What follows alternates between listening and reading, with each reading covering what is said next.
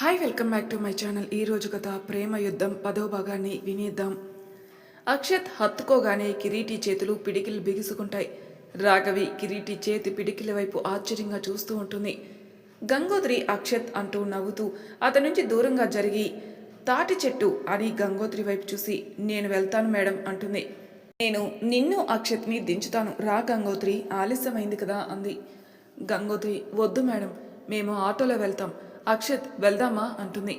హా సరే అంటూ అక్షత్ గంగోత్రి చేయి పట్టుకొని అంకుల్ ఆ చెప్పులు ఎంత అంటూ అతనికి డబ్బులు ఇవ్వడానికి గంగోత్రి వైపు చూసి డబ్బులు ఇవ్వాంటి అన్నాడు. గంగోత్రి తన చినిగిపోయిన చిన్న పర్సు నుంచి డబ్బులు తీసి అక్షత్ నువ్వే ఇవ్వు అంటుంది అతని చేతిలో పెట్టి.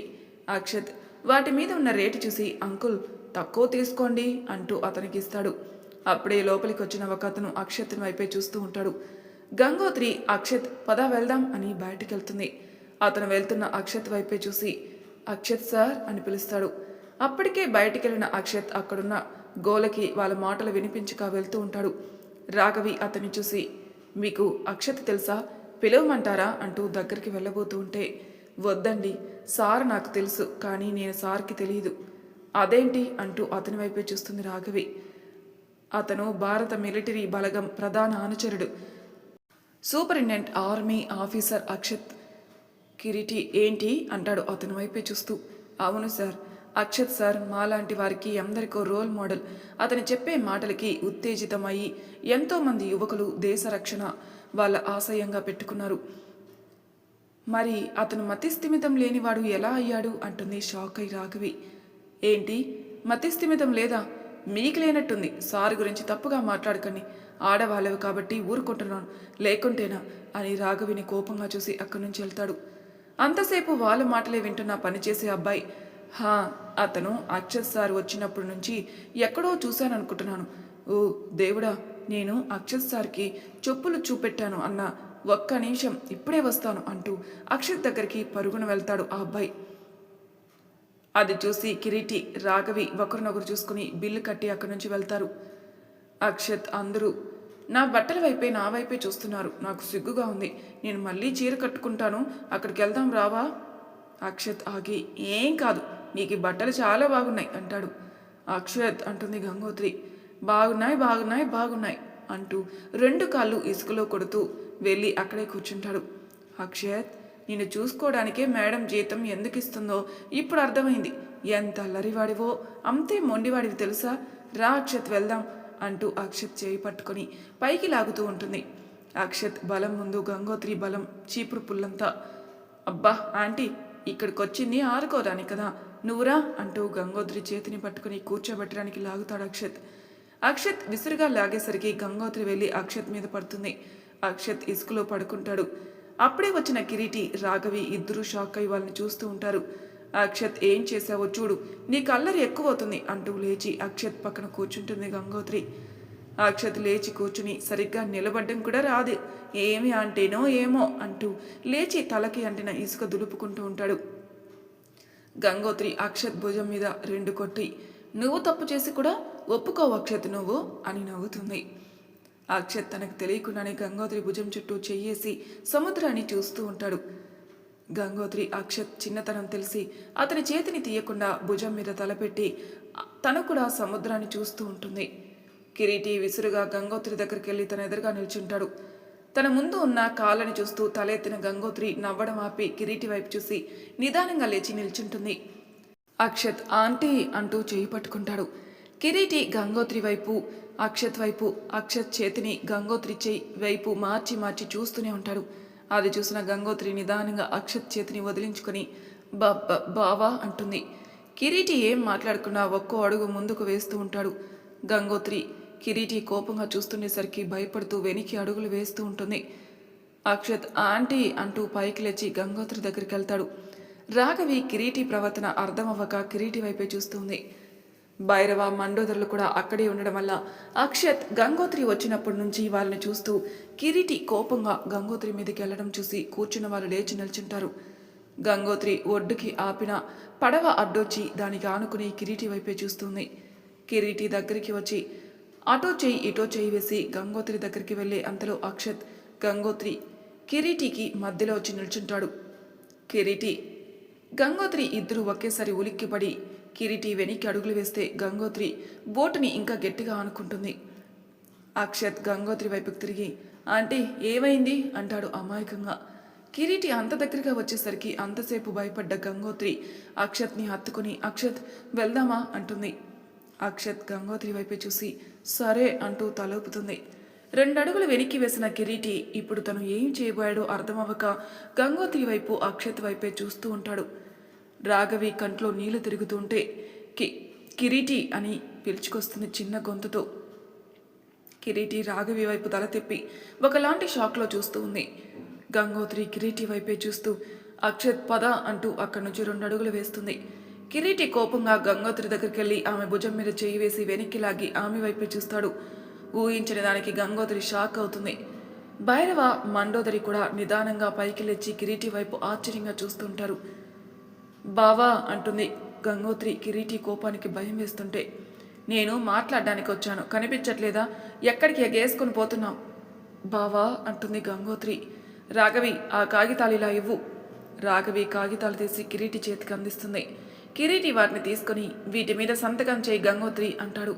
గంగోత్రి వాటిని వణుకుతున్న చేతులతో అందుకొని అక్కడే కింద కూర్చుని మోకాల మీద కాగితాలు పెట్టుకుని కిరీటి వైపే చూస్తుంది. కిరీటి తన జేబులో ఉన్న పెన్ తీసి గంగోత్రి చేతిలో పెడతాడు. అక్షత్ గంగోత్రి పక్కనే కూర్చుని, హే, నీకు సంతకం చేయడం కూడా రాదా ఆంటీ? రాదా అక్షత్, నేను బడికి వెళ్తానంటే మండోదరి వదినకి ఇష్టం లేదని మామయ్య చదివించలేదు. హో అవునా, అయితే నేను రేపటి నుంచి చదివిస్తానులే అని నవ్వుతూ గంగోత్రి చేతిని పట్టుకుని గంగోత్రి అని చాలా అందంగా సంతకం చేయిస్తాడు. గంగోత్రి నవ్వుతూ, అక్షత్ చాలా చాలా బాగుంది, నేను చాలా బాగా సంతకం చేశాను కదా అంటుంది. ఏం కాదు, నేను చాలా బాగా రాయించాను అని నవ్వుతూ చెప్తాడు. కిరీటి అయ్యిందా అంటాడు అసహనంగా. అయ్యింది, కానీ ఏంటివి అంటాడు అక్షత్ కిరీటిని చూసి. గంగోత్రి పైకి లేచి నిల్చుని, ఇవి నాకు బావకి విడాకులు ఇస్తున్న కాగితాలు, ఇక్కడ సంతకం చేస్తే నాకు బావకి విడాకులు వస్తాయి అంటుంది నవ్వుతూ. కిరీటి కోపంగా గంగోత్రిని దగ్గరకు లాక్కొని తన కళ్ళలోకి చూస్తాడు. కిరీటి చేసిన పనికి గంగోత్రి, అక్షత్, రాఘవి, భైరవ, మండోదరి షాక్ అయి వాళ్ళని కిరీటి వైపే చూస్తున్నారు. గంగోత్రి బావా అంటూ భయంగా కిరీటిని వెనక్కి నెట్టి అక్షత్ రా అంటూ అక్షత్ చేతిని పట్టుకుని అక్కడి నుంచి లాక్కుని వెళ్తుంది. కిరీటి గంగోత్రి అక్షత్ వెంట వెళ్ళడం చూస్తూ ఉంటాడు. కిరీటి, నీ మనసులో ఏముంది? ఎందుకు గంగోత్రిని దగ్గరికి తీసుకుంటున్నావు అంటూ దగ్గరికి వస్తాడు భైరవ. కిరీటి భైరవ వైపు ఒక చూపు చూసి, నీకు చెప్పాల్సిన అవసరం నాకు లేదు అంటాడు. అవునా, మరి ఎవరికి చెప్పాలనుకుంటున్నావు? అసలు నువ్వు ఏం చేయాలనుకుంటున్నావు? నీకు అవగాహన అయినా ఉందా? అవగాహన? అసలు నువ్వెవరు నన్ను అడగడానికి? నువ్వు నాకేమవుతావని ఇవన్నీ అడుగుతున్నావు? నీ హద్దుల్లో నువ్వు ఉంటే చాలా మంచిది అంటూ కోపంగా భైరవాన్ని చూస్తాడు కిరీటి. అన్నయ్య అంటూ భైరవ వైపు భయంగా చూస్తూ కిరీటిని వారిస్తుంది మండోదరి. అన్నయ్య? అన్నయ్య ఎవరు? నీకు నా చెల్లి ఎప్పుడో చచ్చిపోయింది. ఇప్పుడు నువ్వు ఎక్కడ కొత్తగా వచ్చావు అన్నయ్య అని పిలవటానికి? నాకు ఇప్పుడు ఎవరు అవసరం లేదు. మండోదరి ఏడుస్తూ, అన్నయ్య, నేను చేసింది తప్పే, కానీ నా స్థానంలో నువ్వు ఉండుంటే ఇలానే చేసేవాడివి. ఒక్కసారి ఆలోచించుకో. నీ స్థానంలో నేనుండడానికి అక్కడ ఎవరు తప్పు చేయలేదు. నీ ప్రేమ విషయం నాకు, నాన్నకి ఇద్దరికీ తెలుసు. భైరవ తండ్రి నిన్ను తన కొడుక్కి పెళ్లి చేసుకోవడం కోసం మన ఆస్తి మొత్తం అడిగి గొడవ చేశాడని, నాన్న ఆరోగ్యం బాగయ్యాక ఇద్దరం కలిసి వెళ్ళి అడుగుదామని నిన్ను పెళ్లికి వద్దని కొన్ని రోజులు ఆపాం.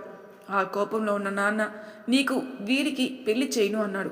ఆ మాత్రం దానికే ఆసుపత్రిలో ప్రాణాలతో పోరాడుతున్న తండ్రిని, అప్పటికే చచ్చిపోయి ఉన్న తల్లిని, ఏ దిక్కు లేక ఒంటరిగా ఉన్న అన్నని వదిలి వీడితో వెళ్ళావు అంటే ఆ రోజు నీకు మేమెవ్వరం అవసరం లేదనే కదా. నాకు అర్థమైంది. మేము ఆపదలో ఉంటే నువ్వు నీ సుఖం సంతోషం చూసుకుని వీడితో వెళ్ళావు అంటాడు కోపంగా. ఏంటి, మా నాన్న డబ్బు అడిగాడా అంటుంది రాఘవి నమ్మబుద్ధి కాక. అది నన్ను అడిగితే నేనేం చెప్తాను? మీ నాన్న అడిగాడో లేదో నేను చెప్పడం ఎందుకు? నీ అన్నయ్యని అడుగు. వీడిని అడిగితే మాత్రం ఏం చెప్తాడో. వీడో స్వార్థపరుడు. వీడికి మించిన స్వార్థపరురాలు ఈ మండోదరి గారు. వీళ్ళు మాత్రమే సుఖంగా ఉంటే చాలు. రాఘవి, ఎదుటివాడు కన్న తండ్రి అయినా తోడబుట్టిన అన్నయ్య అయినా రేపటి నాడు నువ్వైనా అవసరం లేదు. నీ మంచి కోరేవాడిలా చెప్తున్నాను. కుదిరితే వీళ్ళిద్దరికీ సాధ్యమైనంత దూరంగా ఉండు అని అక్కడి నుంచి వెళ్ళిపోతాడు. రాఘవి భైరవ వైపే చూస్తూ, అన్నయ్య, నాన్న కిరీటి వాళ్ళ ఆస్తి అడిగాడా అంటుంది సూటిగా చూస్తూ. అడిగాడా లేదా మాత్రమే చెప్పన్నయ్య. అడిగాడు అంటాడు భైరవ. మండోదరి ఒక్కసారిగా తల తిప్పి భైరవ వైపే చూస్తుంది. హహహ, గొప్ప నటులని స్వార్థపరుల్ని ఇంట్లో పెట్టుకుని నాన్న చెప్పేవి విని నిజమని నమ్మి నేను ఒక పిచ్చిదానిలా కిరీటికి దూరంగా ఉన్నాను. నట్టులేంటిరా, అప్పటి వరకు లేనిది నాన్న ఆస్తి ఎందుకు అడిగారో ఇప్పటికీ నాకు తెలియదు. అడుగుదామంటే ఆయనకి ఆరోగ్యం బాగోలేదు, ఏమైనా అవుతుందని ఆగాను. ఆయనకి ఆరోగ్యం బాగోలేదనడం కూడా నాటకమే అని నాకు ఇప్పుడిప్పుడే అర్థమవుతుంది. కిరీటి వల్లే ఆయనకి ఆరోగ్యం పాడైందని అనుకుని ఒక సమయంలో కిరీటి మీద కోపం కూడా పెంచుకున్నాను. నువ్వు ఎంతసేపు కలపాలి కలవండి అని ఫోన్లు చేసావే కానీ నాన్న వల్లే మీరు విడిపోయారు, మేము ఇంట్లో నుంచి వెళ్ళిపోయామని మాత్రం చెప్పలేదు. ఎందుకు? భైరవ దగ్గర సమాధానం లేక నిశ్శబ్దంగా నిల్చుంటాడు. అతని మౌనం ఆమెకి నిజమే అని సమాధానం చెప్తుంటే మండోదరి భైరవ వైపు చూసి వస్తున్న ఏడు పాపుకుంటూ అక్కడి నుంచి ప్రార్థనలు తీసుకుని వెళ్ళిపోతుంది. రాఘవి కోపంగా భైరవ వైపు చూసి, ఇన్ని రోజులు నాన్న నువ్వు మంచివాడివని అనుకున్నాను కానీ కాదు అని ఇవాళ నీ మౌనం స్పష్టం చేస్తుంది. నేను కిరీటిని ప్రేమిస్తున్నానంటే నాకు కూడా ఆస్తి కావాలని కదా అర్థం. అంటే కొడుకు సుఖంగా ఉంటే చాలు కానీ కూతురు ఉండద్దా మీ నాన్నకి నీకు అంటూ అక్కడి నుంచి వెళ్ళిపోతుంది రాఘవి. భైరవ ఒంటరిగా నిల్చుని తనకు 3 దిక్కులు వెళ్ళిన కిరీటి రాఘవి మండోదరిని చూస్తూ కారు దగ్గరికి వెళ్తుంటాడు.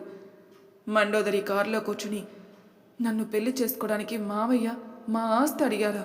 అది భైరవాకి తెలిసి కూడా ఎందుకు నాతో చెప్పకుండా దొంగతనంగా పెళ్లి చేసుకుని నన్ను ఇక్కడికి ఎందుకు తీసుకుని వచ్చాడు అనుకుని వస్తున్న భైరవాని చూసి, నన్ను ఎంత మోసం చేస్తావనుకోలేదు భైరవ.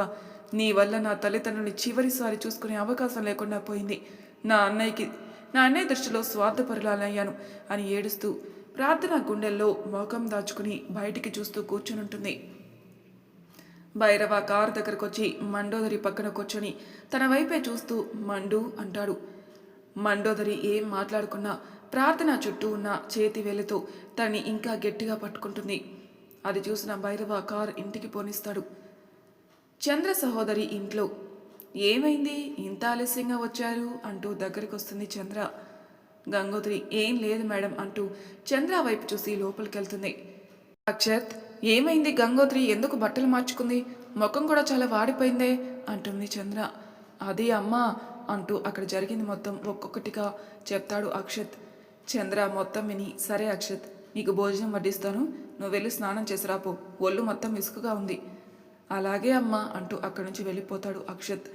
చంద్ర అక్షత్ వెళ్ళాక గంగోత్రి దగ్గరికి వెళ్తుంది. గంగోత్రి గదిలోకి వెళ్ళి అప్పటికే స్నానం చేసి చీర కట్టుకుని కింద ఒక పక్కగా కూర్చుని కిరీటి గురించి ఆలోచిస్తూ ఉంది. చంద్ర అక్కడున్న కుర్చీలో కూర్చుని, ఏంటి గంగోత్రి ఏం ఆలోచిస్తున్నావు? ఏం లేదు మేడం, అక్షత్ కోసం భోజనం తీసుకుని వస్తాను అని పైకి లేవబోతుంది. అక్షత్ భోజనం చేయగలడు గంగోత్రి, నువ్వు పెట్టాల్సిన అవసరం లేదు అంటూ ఉండగానే అక్షత్ 2 కంచాలు తీసుకుని వచ్చి ఒకటి చంద్ర చేతిలో పెట్టి ఒకటి గంగోత్రి ముందు పెడతాడు. నువ్వు తెచ్చుకోలేదు ఏంటి నాన్న అంటుంది చంద్ర అక్షత్ వైపు చూసి. మీ ఇద్దరి కంచాల్లో ఎక్కువ పెట్టుకుని వచ్చాను, నాకు 2 కలిపి పెట్టండి అంటూ ఇద్దరి మధ్యలో కూర్చుంటాడు. గంగోత్రి చంద్ర గారి వైపే చూసి, మీరు పెట్టండి మేడం అంటూ పైకి లేవబోతుంది. నువ్వు ఎక్కడికి వెళ్తున్నావు గంగోత్రి, నేను నీతో మాట్లాడాలి. నాకు ఆకలిగా లేదు మేడం, కంచం అక్కడ పెట్టి వచ్చి మాట్లాడతాను. ఆకలిగా ఎందుకు లేదు, కూర్చొని తిను, ముందు ఆలోచిస్తూ కూర్చుంటే ఆకలి తీరదు కదా అంటూ కొంచెం గట్టిగా చెప్తుంది చంద్ర.